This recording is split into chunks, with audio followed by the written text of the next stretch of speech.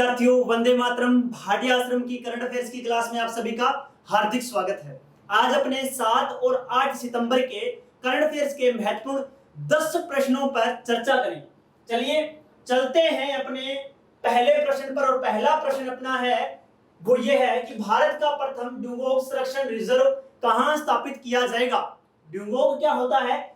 इसे समुद्री गाय भी बोला जाता है। ये एक जीव है समुद्र में रहने वाला, उथले जल में रहने वाला।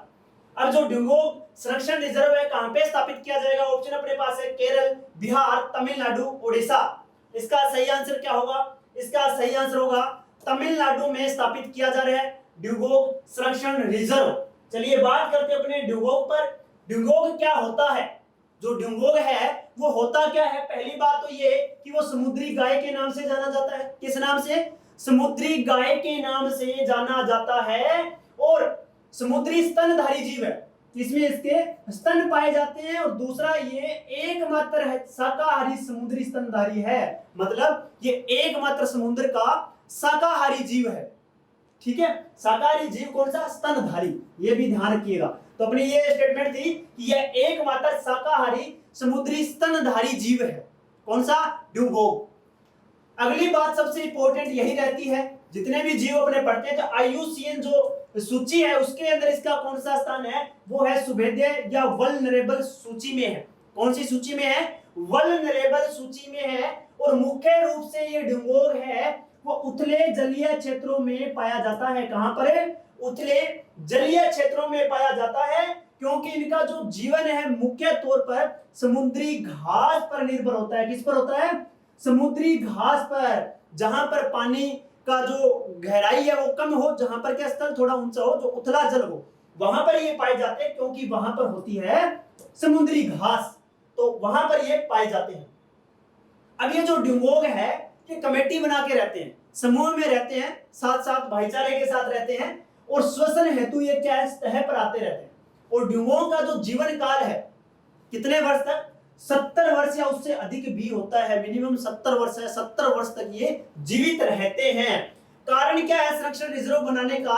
कारण ये है कि जो डुगोंग है उनको विभिन्न प्रकार के खतरे उत्पन्न हो रहे हैं। खतरे कौन कौन से? जैसे इनके रहने की पर्यावरण स्थिति कि धीरे धीरे क्या उतले जल की कमी हो रही है। इसके अलावा जो मत्स्य जाल है, जो मछुआरे वो जाल बिछाते हैं उसके अंदर वो फंस जाते हैं। इसके अलावा इनके मांस और इनसे तेल निकाला जाता है, डुगोंग का तेल भी निकाला जाता है, इसलिए इनका शिकार किया जाता है। इनके संरक्षण के लिए क्या ये रिजर्व बनाया जा रहा है? कहां पर? तमिलनाडु में। ये था अपना पहला प्रश्न। अब आते हैं अपने दूसरे प्रश्न पर। दूसरा प्रश्न बहुत ही इंपॉर्टेंट, समाचारों में सुना है आपने। कौन सी घाटी? पंजशीर घाटी। इसका संबंध किस देश से है? तो किस देश से है बताइए आप? तो किस देश से है? ऑप्शन है पाकिस्तान, अफगानिस्तान, भारत, नेपाल। किससे हैं? अफगानिस्तान से हैं। अपने को पता भी है अफगानिस्तान में तालिबान का कब्जा जारी है, सरकार भी बना ली है उन्होंने वहां पर। तो पंजशीर जो घाटी है वो इसलिए इंपॉर्टेंट है क्योंकि वहां पर उनको कुछ ज्यादा जदोजहद करनी पड़ी। इनको तालिबान के लड़ाकों को। तो तालिबान के जो लड़ाके उन्होंने पंजशीर घाटी पर पूर्णतः अधिकार करने का दावा किया कि हमने अधिकार कर लिए, कर भी लिए। अब ये पंजशीर घाटी है कहां पर? जो पंजशीर घाटी है वो अफगानिस्तान में है। कहां पर? हिंदुकुश पर्वत में अवस्थित है। कहां पर? हिंदुकुश पर्वत। अपने को पता है जो इंडिया का जो मैप है उसमें अगर अपने देखें तो भारत का कुछ हिस्सा भी उसके साथ में लगता है, क्योंकि ये पंजशीर घाटी हिंदुकुश पर्वत श्रेणी में है। ठीक है, और संपूर्ण घाटी जो है ये पंजशीर घाटी है, वो पंजशीर नदी है उसके किनारे पर है। कहां पर? पंजशीर नदी है उसके किनारे पर है, इसलिए पंजशीर नाम पड़ा इस घाटी का। इसे आक्रमणकारियों का कब्रिस्तान भी कहा जाता है, क्योंकि प्राचीन काल में जितने भी अरब आक्रमणकारी हुए वो यहां से वापिस नहीं गए। ये पहाड़ी क्षेत्र है, तो पंजशीर जो घाटी है उसको आक्रमणकारियों का कब्रिस्तान भी कहा जाता है। और इंपॉर्टेंस इसकी ये है पंजशीर घाटी की, बहुत ही इंपॉर्टेंट बात वो ये है, चांदी पन्ना सहित विभिन्न प्रकार के कीमती रत्न के अलावा मृदा तत्व, दुर्लभ जो मृदा है वो यहाँ पर पाई जाती है, इसलिए बहुत ही उपजाऊ क्षेत्र है। ठीक है, बहुत ही इंपॉर्टेंट क्षेत्र है। सामरिक क्षेत्र इसका, सामरिक इसका महत्व भी है। ठीक है, तो पंजशीर घाटी है इसलिए ये चर्चा में थी अपने कवर किया इसको। चलिए चलते हैं अगले प्रश्न पर।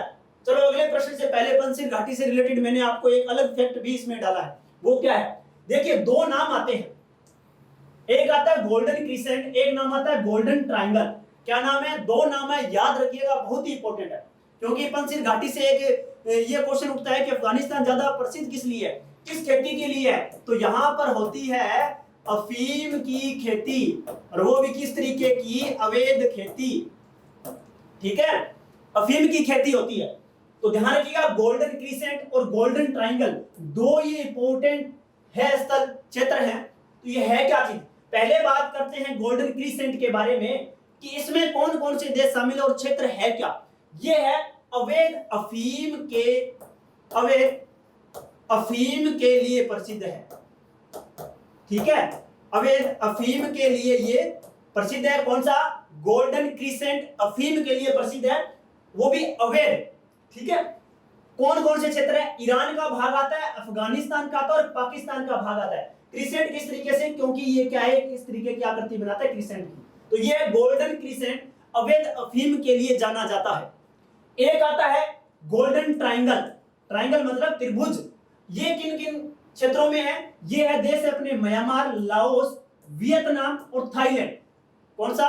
अपने दक्षिणी पूर्वी जो एशिया का भाग है वहां के देश हैं। कौन कौन से चार हैं? म्यांमार, लाओस, वियतनाम और थाईलैंड। ये चार कंट्री है, इसको गोल्डन ट्रायंगल बोला जाता है। ये किस लिए प्रसिद्ध है? ये प्रसिद्ध है जो अवैध रूप से जो ड्रग है, अवैध रूप से ड्रग्स है उनकी सप्लाई के लिए, अवैध ड्रग्स के लिए ये प्रसिद्ध है। तो ध्यान रखिएगा अवैध ड्रग्स के लिए गोल्डन ट्रायंगल और अवैध अफीम के लिए गोल्डन क्रिसेंट। क्षेत्र कौन कौन से है? तो क्षेत्र ध्यान रखिएगा ईरान, अफगानिस्तान और पाकिस्तान क्रिसेंट में, और ट्रायंगल में है अपने पास म्यांमार, लाओस, वियतनाम और अपने पास थाईलैंड। तो ये था गोल्डन क्रिसेंट और गोल्डन ट्रायंगल। चलिए चलते हैं अगले प्रश्न पर। अगला प्रश्न अपना है कि भारत का पहला कार्यात्मक स्मॉग टावर कहां पर स्थापित किया गया है भारत में? ऑप्शन अपने पास है दिल्ली, गुजरात, महाराष्ट्र, हरियाणा। चार ऑप्शन है, इसका सही आंसर होगा दिल्ली में स्थापित किया गया कार्यात्मक स्मॉग टावर। ये आप यहां पर देख रहे हैं कि हवा को प्योरीफाई करेगा। ये जो स्मॉग टावर है, ये यहां पर आप देख सकते हैं स्मॉग टावर कैसा है। चलिए इसके बारे में अपने चर्चा करते हैं। केंद्रीय पर्यावरण और वन जलवायु परिवर्तन मंत्री भूपेंद्र यादव है, इनके द्वारा क्या इसका उद्घाटन किया गया दिल्ली के अंदर। ये स्मॉग कार्यात्मक जो स्मॉग टावर है इसकी स्थापना दिल्ली में की गई है। अब ये होता क्या है स्मॉग टावर? भी सोचने वाली बात है, ये होता क्या है स्मॉग टावर? तो यह एक संरचना है जिसे वायु प्रदूषण को कम करने के लिए बड़े और मध्यम पैमाने पर एयर प्यूरिफायर के रूप में डिजाइन किया गया। ठीक है, सीधी सी बात ये है कि वायु प्रदूषण है उसको कम करने के लिए एयर प्यूरिफायर के रूप में ये काम करेगा। निर्माण किसने किया है? टाटा प्रोजेक्ट्स लिमिटेड के द्वारा एनबीसी इंडिया लिमिटेड अवसंरचना निर्माण में ये कंपनी है। एनबीसी इंडिया लिमिटेड के साथ परियोजना का प्रबंधन और सलाहकार डिजाइन है वो इनके द्वारा किया गया। इनके द्वारा टाटा प्रोजेक्ट्स लिमिटेड और दूसरा एनबीसी इंडिया लिमिटेड। ठीक है, इसके अलावा ये बहुत ही इंपॉर्टेंट बात है, ये पीआईबी पर भी न्यूज है। पीआईबी, ठीक है, तो पीआईबी की न्यूज है। कौन सा पोर्टल है? प्राण पोर्टल है। ये कब? 7 सितंबर को इन्होंने जारी किया था। ये जो जारी किया था केंद्रीय पर्यावरण, वन और जलवायु परिवर्तन मंत्री अपने हैं भूपेंद्र यादव, इन्होंने ये लॉन्च किया 7 सितंबर को प्राण पोर्टल। अब ये प्राण पोर्टल है क्या? तो ये राष्ट्रीय स्वच्छ वायु कार्यक्रम है, उसकी प्रगति को ट्रैक करने के लिए कि कितनी प्रगति हुई है उसको ट्रैक करने के लिए क्या है, प्राण पोर्टल जारी किया गया।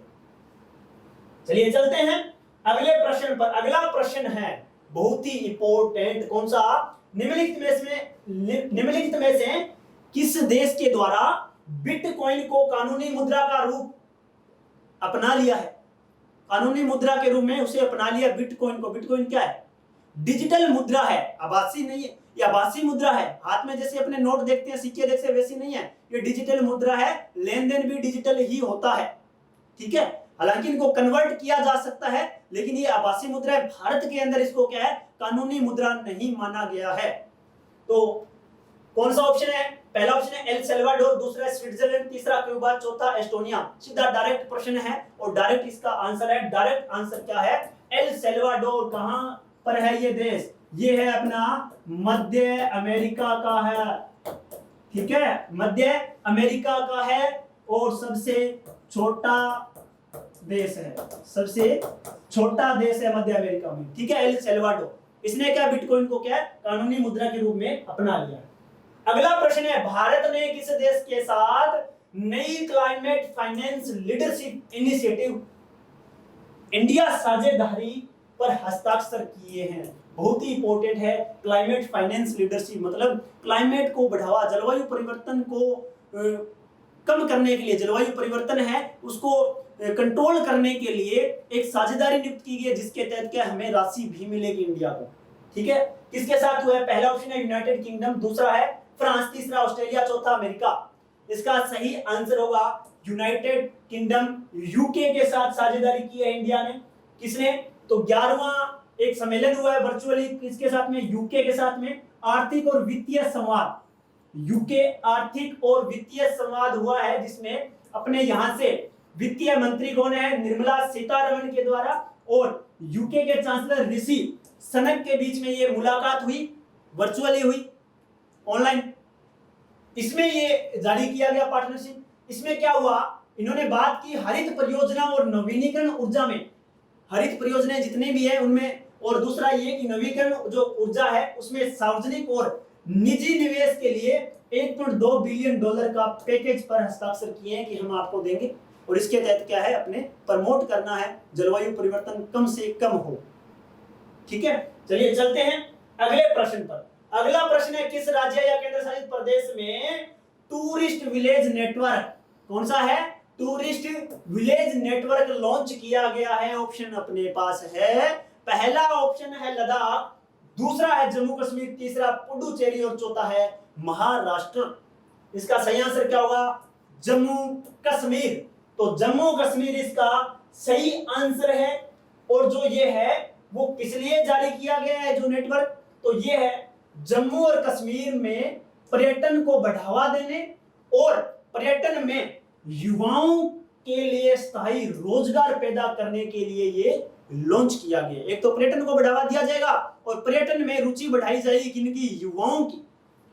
और ये जो पहल है वो मिशन यूथ के तहत, मतलब युवाओं को जोड़ना। इस यूथ के तहत, मिशन यूथ के तहत 75 गांवों को शामिल किया गया है। कितने हैं? 75 विलेजेस को शामिल किया गया है, जो जम्मू कश्मीर के प्रसिद्ध स्थल है।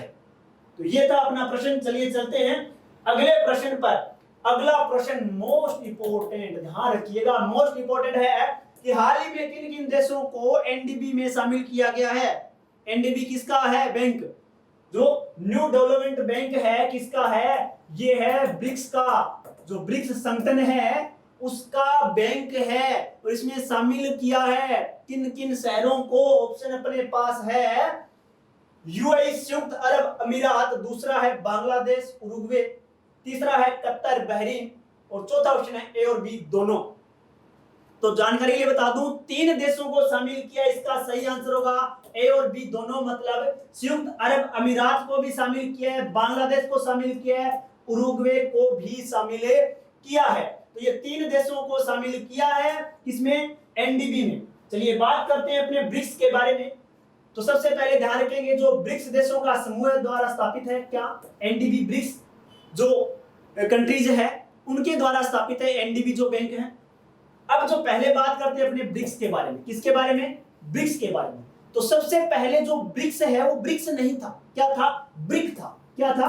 ब्रिक था। ब्रिक में ब्राजील, रशिया, इंडिया और चाइना। ब्रिक नाम से पता चल रहा है ना, BRIC ब्रिक था। कब?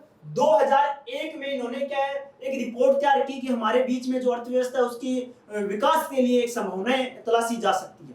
तो 2001 में रिपोर्ट तैयार की गई और 2006 में औपचारिक समन्वय हुआ कि हाँ ठीक है, अपने बीच में ये बात है कि अपने ये एक संगठन बनाएंगे, समूह बनाएंगे जो एक दूसरे का सहयोग करेंगे।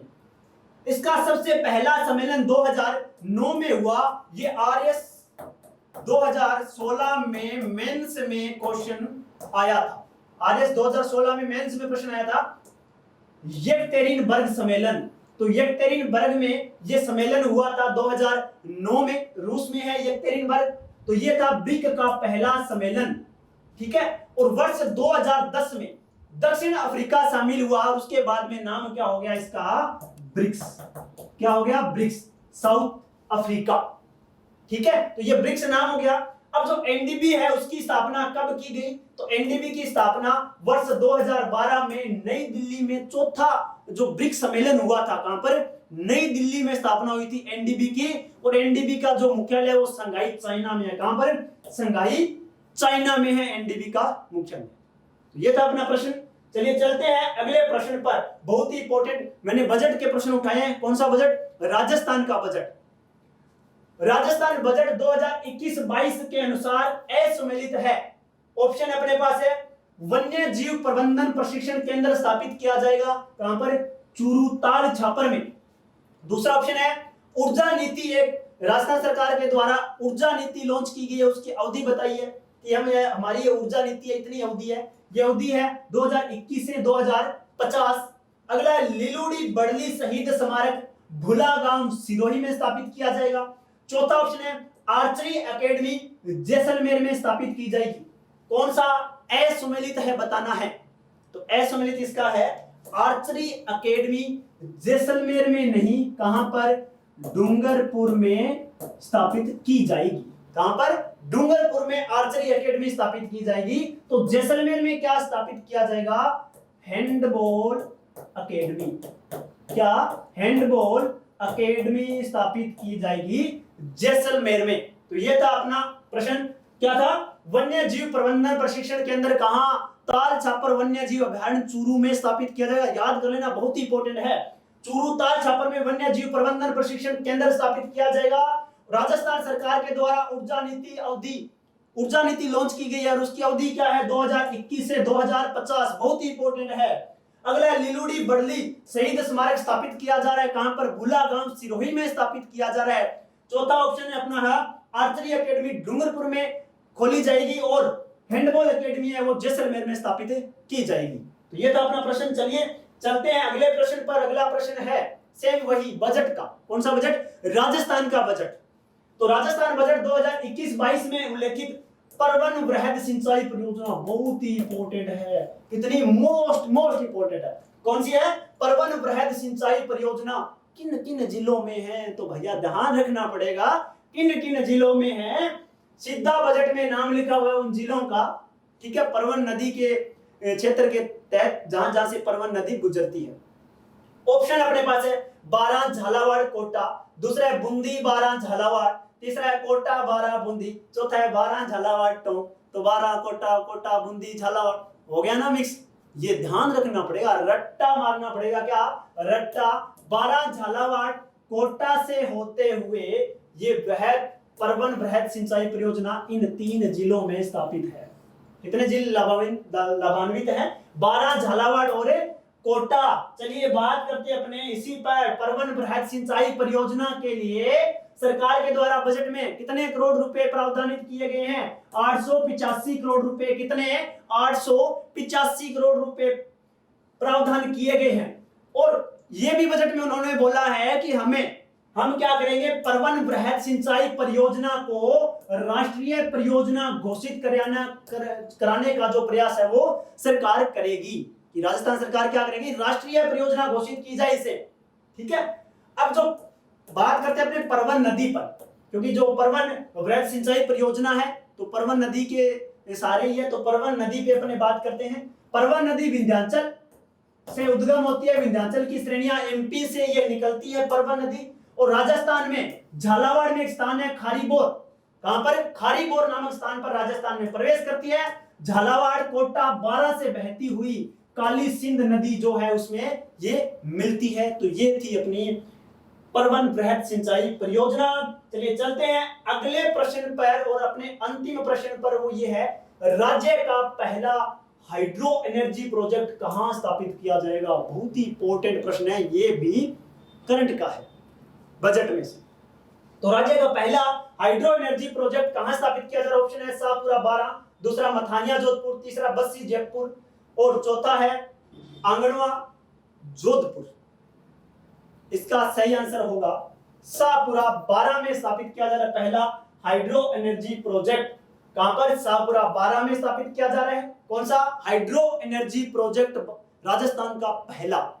राजस्थान का पहला हाइड्रो एनर्जी प्रोजेक्ट है। कहां पर? शाहपुरा 12। रट्टा लगा लीजिएगा, क्या? रट्टा। दूसरा मथानिया जोधपुर में पहले ही एक क्लास में चर्चा कर चुका हूं। यहां पर क्या है? Mega food park.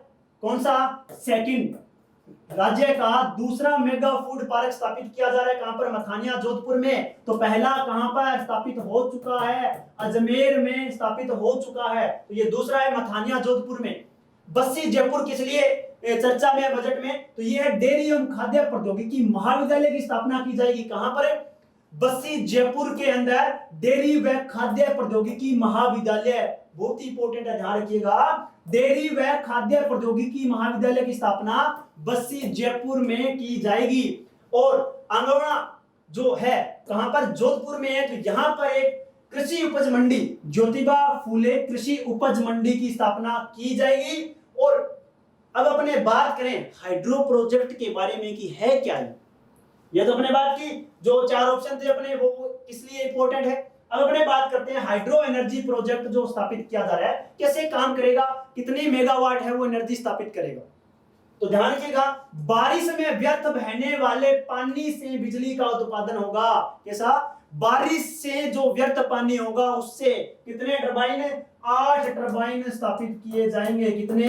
8 टरबाइन स्थापित किए जाएंगे और 2520 मेगावाट एनर्जी स्थापित की जाएगी। कितनी? 2520 मेगावाट एनर्जी स्थापित की जाएगी। और इस प्रोजेक्ट की जो लागत है वो 1,11,736 1,11,736 करोड़ रुपए खर्च होंगे। ठीक है। और ये जो प्रोजेक्ट है स्थापित किस सरकार के द्वारा किया जा रहा है? तो ये करवाया जा रहा है सिंगापुर अबू धाबी की कंपनी की ओर से ये स्थापित किया जा रहा है। कौन सा? हाइड्रो एनर्जी प्रोजेक्ट राजस्थान का या राज्य का फर्स्ट प्रोजेक्ट है। तो ये अपने थे 10 प्रश्न। चलिए अपने रिवीजन में अपने देखते हैं, कमेंट बॉक्स में इनका आंसर देना है। पहला प्रश्न है डिंगोंग आईयूसीएन की क्रिटिकली इंडेंजर्ड सूची में शामिल है, सत्य या असत्य? कमेंट बॉक्स में। दूसरा है पर्यटन को बढ़ावा देने और युवाओं के लिए स्थायी रोजगार पैदा करने के लिए टूरिस्ट विलेज नेटवर्क लद्दाख में लॉन्च किया गया है। कहां पर है? ये भी सत्य या असत्य कमेंट बॉक्स में बताना है। और तीसरा क्वेश्चन है राजस्थान का पहला हाइड्रो एनर्जी प्रोजेक्ट बूंदी में स्थापित किया जाएगा, सत्य या असत्य कमेंट बॉक्स में बताना है। तो ये थे अपने आज की क्लास के प्रश्न। आज के लिए बस इतना ही। जय हिंद, जय भारत।